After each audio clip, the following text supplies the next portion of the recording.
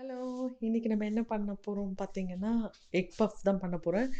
எல்லாரோட favourite dish egg puff. So, அதுக்கு என்ன வேணும்னு பார்த்தீங்கன்னா, நான் ஒரு 3 எக்க வந்து பாயில் பண்ணி வச்சுருக்கேன். 20 மினிட்ஸ் அந்த சுடு தண்ணீல வச்சு பாயில் பண்ணி எடுத்திருக்கேன். இதுக்கு வந்து ஒரு 3 சின்ன வெங்காயம் எடுத்திருக்கேன். சின்ன வெங்காயம்னா, வெங்காயத்தில சின்ன சைஸு. நாட் அந்த குட்டி வெங்காயம் இல்ல. அப்புறம் பார்த்தீங்கன்னா, கொஞ்சம் 2 பச்சை மிளகா, கொஞ்சம் சீரகம் வச்சுருக்கேன். அப்புறம் மிளகாத்தூள், இது வந்து உப்பு, இது தனியாத்தூள், இது வந்து கருவேப்பிலை வந்து கட் பண்ணி வச்சுருக்கேன். இது மஞ்சள் தூள், இது சீரகத்தூள், இது கரம் மசாலா, அப்புறம் கொஞ்சம் கொத்தமல்லி கட் பண்ணி வச்சுருக்கேன். ஸோ இது வந்து முட்டை மசாலா, அந்த பஃப் பேஸ்ட்ரிக்குள்ளே போடுற அந்த முட்டை மசாலா தான் பண்ண போகிறோம். அதுக்கப்புறம் தான் இந்த பஃப் பேஸ்ட்ரி யூஸ் பண்ணி எப்படி உள்ளே வைக்கிறதுன்னு காமிக்க போகிறோம். ஸோ இப்போ இந்த மசாலா வந்து எப்படி பண்ணுறதுன்னு உங்களுக்கு நான் காமிக்கிறேன். ஸோ நான் வந்து பேனை ஆன் பண்ணிக்கிட்டேன். இப்போ பேன் சூடாயிடுச்சு. ஸோ அதனால் ஒரு 2 டீஸ்பூன் எண்ணெய் ஊற்றிக்கிறேன்.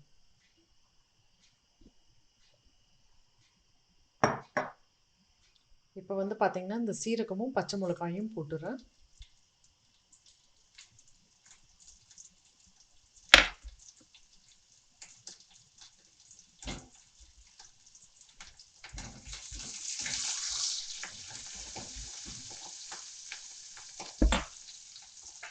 அப்புறம் கட் பண்ணி வச்சுருக்க கொஞ்சம் கருவேப்பிலை இப்போ போடுறேன். அப்புறம் இன்னும் கொஞ்சம் வந்து கடைசியாக போடுறேன். ஸோ இந்த டைமில் வந்து இந்த வெங்காயம் கட் பண்ண வெங்காயம் போட்டுடலாம்.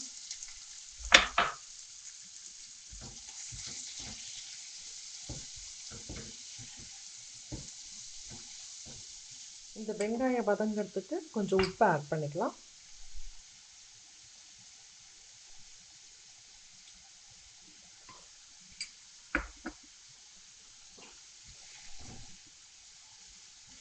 இந்த வெங்காயம் பார்த்திங்கன்னா நல்லா சாஃப்டாக வதங்கணும். ஸோ அதனால் கொஞ்சம் டைம் ஆகும் இது வெங்காயம் வதங்கிறதுக்கு. ஆனால் நல்லா சாஃப்டாக ட்ரையாக வேகணும். அளவுக்கு வேகணும். நம்ம போட்ட எண்ணெய்லாம் பார்த்திங்கன்னா வெளியில் வருது பார்த்திங்களா இந்த. ஸோ இந்த ஸ்டேஜில் வந்து நம்ம என்ன பண்ணலான்னா, மஞ்சள் தூள்,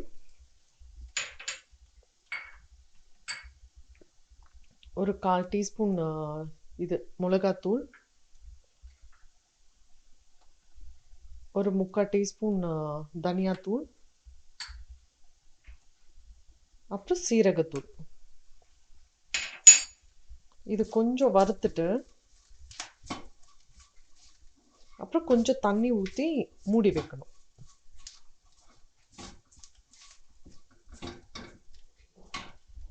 இப்போ தண்ணி ஊற்றி மூடி வைக்கிறேன்.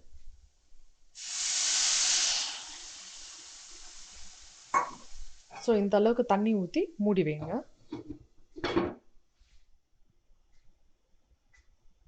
நம்ம ஊற்றின தண்ணியெல்லாம் நல்லா ட்ரை ஆகிடுச்சு. இந்த லெவலுக்கு கொண்டு வந்துடுங்க. முடிஞ்சால் உங்கள் கரண்டி பின்னாடி வந்து இந்த மாதிரி அழுத்தி விட்டிங்கன்னா வெங்காயம் வந்து கொஞ்சம் இதுவாகிடும், குக்காகி ஒரு மாதிரி சாஃப்ட் ஆகும். ஸோ இந்த ஸ்டேஜில் என்ன பண்ணணுன்னா, நம்ம முட்டையை வேக வச்சு வச்சோம் இல்லைங்களா, அதை வந்து இந்த மாதிரி க்யூப்ஸாக கட் பண்ணிக்கிட்டேன். அதை வந்து இதில் போட்டுடணும்.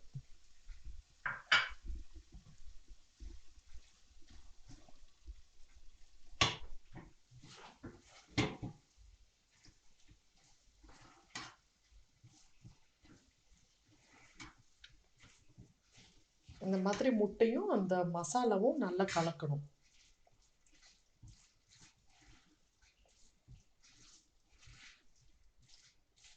இந்த டைமில் வந்து கரம் மசாலா எடுத்து வச்சுருக்கோம் பார்த்தீங்களா, அதை போட்டுடலாம்.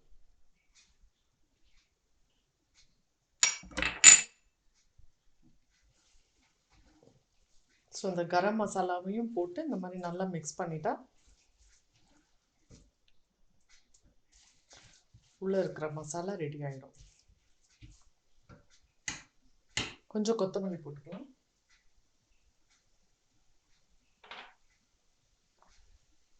அப்புறம் மிச்சம் வச்ச அந்த கருவேப்பிலையும் போட்டுக்கலாம்.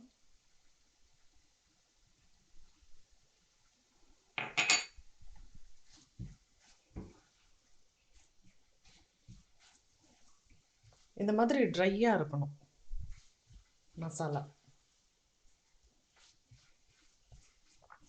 எண்ணெய் நிறைய ஊற்ற வேண்டாம், ஏன்னா பஃப் பேஸ்ட்ரிலேயே நிறைய பட்டர்லாம் இருக்கும். ஸோ அதனால் இது கொஞ்சம் இந்த மாதிரி ட்ரையாக பண்ணிங்கன்னா கரெக்டாக இருக்கும்.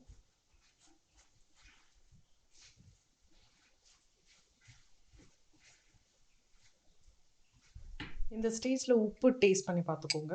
உப்பு இல்லைன்னா கொஞ்சம் போட்டுக்கலாம். நான் கொஞ்சம் ஆட் பண்ண போகிறேன்.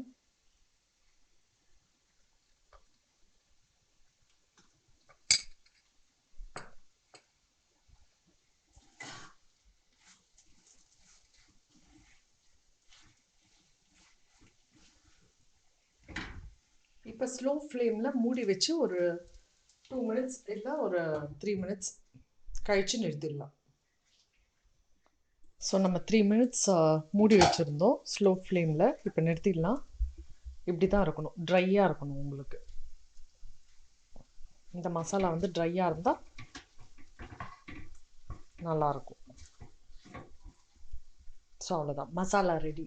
இப்போ பஃப் பேஸ்ட்ரிக்குள்ளே எப்படி வைக்கிறதுன்னு பார்க்கலாம். நான் உங்களுக்கு காமிச்சேன் பார்த்தீங்களா, பஃப் பேஸ்ட்ரி பிளாக் இதுதான் அது. ஸோ இதை வந்து வெளியில் எடுத்து வச்சுட்டேன் ஃப்ரிட்ஜிலேருந்து.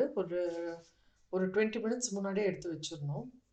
அந்த ரூம் டெம்பரேச்சருக்கு வந்த பின்னாடி தான் இது பண்ண முடியும், இல்லைன்னா ரொம்ப திக்காக இருக்கும். அது மேலே நான் இந்த பிளெயின் ஃப்ளார் மைதா வந்து சும்மா டஸ்டிங் பண்ணுறேன். அப்போ தான் ஒட்டாமல் இருக்கும் இந்த இது மேலே நம்ம தேய்க்கும் போது. ஸோ எல்லா சைடும் இந்த மாதிரி பிளெயின் ஃப்ளார் போட்டு தடவிடுறோம். இதில் வந்து நான் ஒரு பாதி தான் எடுக்க போகிறேன், ஏன்னா இது ஃபுல்லாக வந்து இதில் தேய்க்க முடியாது. இதில் வந்து ஒரு பாதி எடுக்கிறேன் நான். இது தேய்க்கிறதுக்கு முன்னாடி என்னென்ன ரெடி பண்ணி வச்சுருக்கேன்னு உங்களுக்கு காமிச்சிடுறேன். இந்த பேக்கிங் ஷீட் எடுத்து வச்சுருக்கேன். இந்த பேக்கிங் ஷீட்டில் நான் என்ன பண்ணுவேன்னா கொஞ்சம் பட்டர் எடுத்து ஃபுல்லாக தடவி வச்சுருக்கேன் இதில் எல்லாம். ஸோ அப்போ தான் நிறையவும் தடவக்கூடாது, ஏன்னா உள்ளே இருந்து ரொம்ப க்ரஸ்ட்டு மாதிரி ஃபார்ம் ஆகிடும். அதனால் லைட்டாக தான் தடவணும். இந்த மாதிரி தடவி வச்சுருக்கேன்.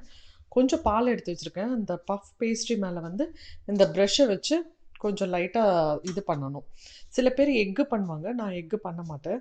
ஸோ அதனால் இந்த மில்க் வச்சு பண்ணாலே உங்களுக்கு அந்த இது நல்லா மேலே வந்து நல்லா ப்ரௌன் கலரில் நல்லாயிருக்கும் அது பார்க்குறதுக்கு. ஸோ இது உங்களுக்கு தெரியும், இது ரெடி பண்ணி வச்சுருக்கேன் மசாலா. ஸோ இது எப்படி ரோல் பண்ணுறதுன்னு உங்களுக்கு காமிக்கிறேன். ஸோ இதை வந்து பாதியாக கட் பண்ணி எடுத்துக்கிறேன்.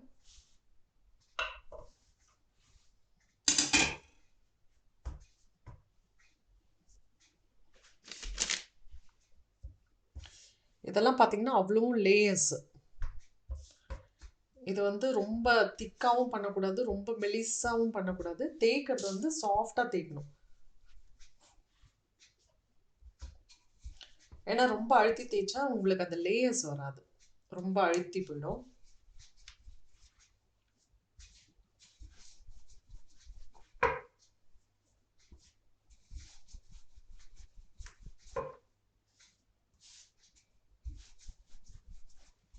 இதுலேயுமே ஒரு பாதி கட் பண்ணி எடுத்து வச்சுக்கிறேன்.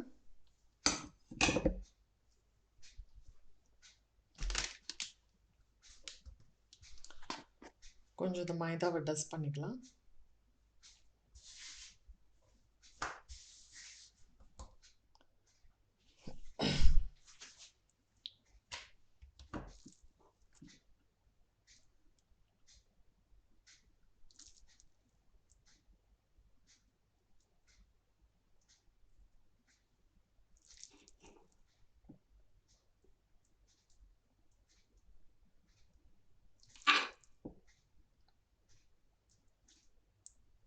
இவ்வளோ வச்சிங்கன்னா கரெக்டாக இருக்கும்.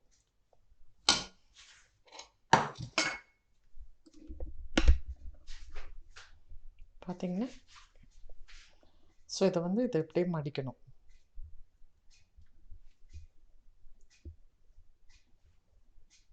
ஸோ இந்த ஓரத்துலலாம் கொஞ்சம் இந்த பால் தொட்டு வச்சிங்கன்னா ஒட்டிக்கும்.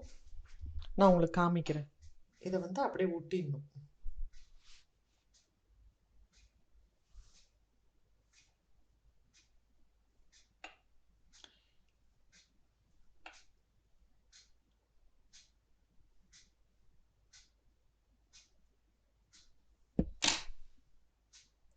ஸோ இதை சீல் பண்ணிட்டீங்கன்னா,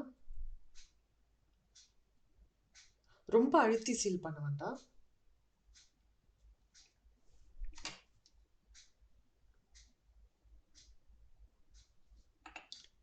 இது பார்த்தீங்கன்னா நம்ம ஊரில் அந்த மிக்ரனட் பஃப் மாதிரி இருக்கும். இது எல்லாரோட ஃபேவரட்டும். ஸோ எங்கள் வீட்லேயும் பிடிக்கும்.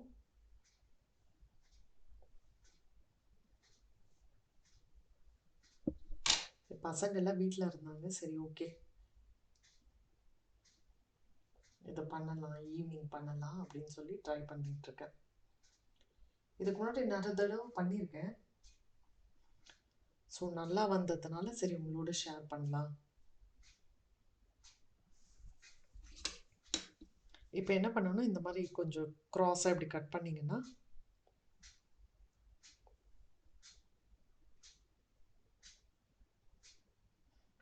இது அழகாக இது அவனில் வைக்கும்போது இது நல்லா ஒரு மாதிரி ப்ரௌனாக அழகாக இருக்கும். ஸோ இதை எடுத்து அந்த பேக்கிங் ட்ரேல வைக்கணும். ஸோ அதே மாதிரி பாதி எடுத்து வச்சோம் பார்த்தீங்களா, அதை பண்ண போகிறோம்.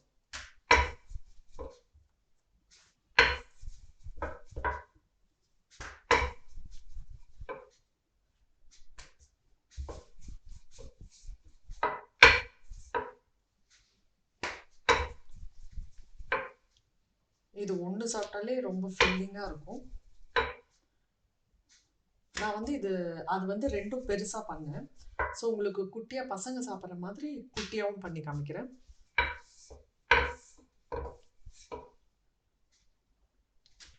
இது உங்கள் இஷ்டம் தான், எவ்வளோ பெருசாக சாப்பிடணும் இல்லை எவ்வளோ குட்டியாக சாப்பிடணும், அது நம்ம இஷ்டம்தான். ஸோ நான் உங்களுக்கு காமிக்கிறேன். இந்த அளவுக்கு தின்னாக இருக்கணும்.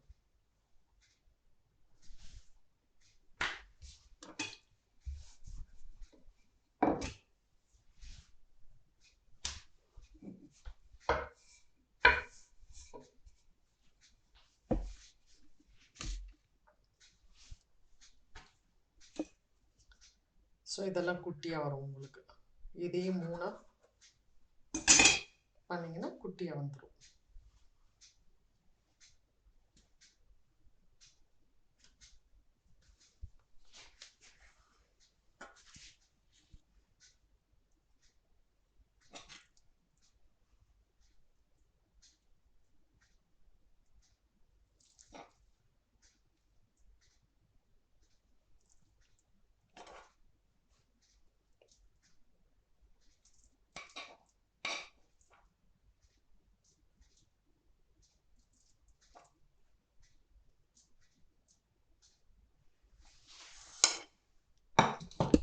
ஸோ அதை முன்ன பண்ண மாதிரி பாலில் வந்து இந்த மாதிரி ப்ரஷ் பண்ணிட்டீங்கன்னா ஒட்டிக்கும்.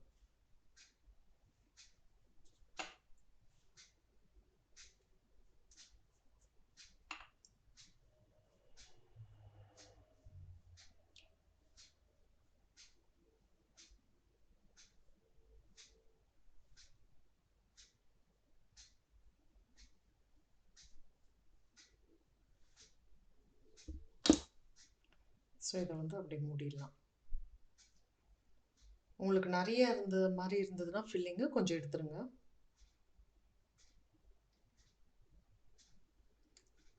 ஏன்னா ஃபில்லிங் கொஞ்சம் நிறைய இருந்தால் தான் சாப்பிட்றதுக்கு நல்லாயிருக்கும்.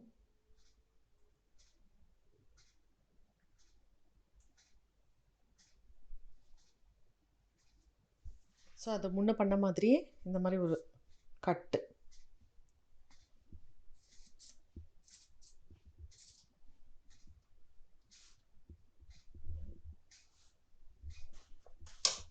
இப்போ இது மேலே வந்து இந்த மில்கை வந்து இப்படி ப்ரஷ் பண்ணணும்.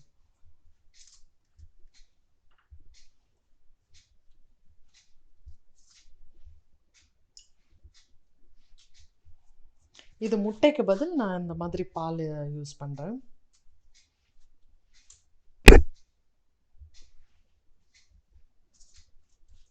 ஸோ எல்லா இடமும் படுற மாதிரி பண்ணிக்கோங்க.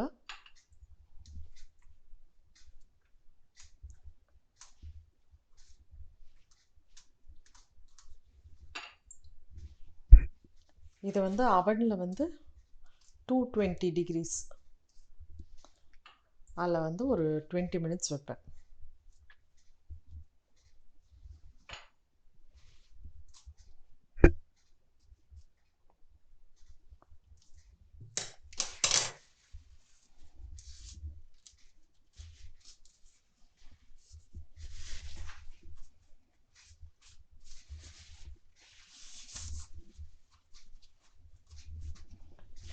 ஸோ இதை வந்து அவனில் வச்சிடணும். ஸோ நம்ம வச்சுட்டோம் அவனில். 20 மினிட்ஸ் கழித்து எப்படி வருதுன்னு பார்க்கலாம்.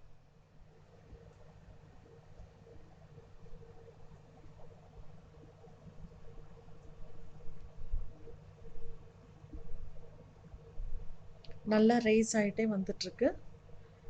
இன்னும் ஒரு 10 மினிட்ஸ் கழித்து பார்க்கலாம். நம்ம எக் பஃப் சூப்பராக ரெடி ஆயிடுச்சு.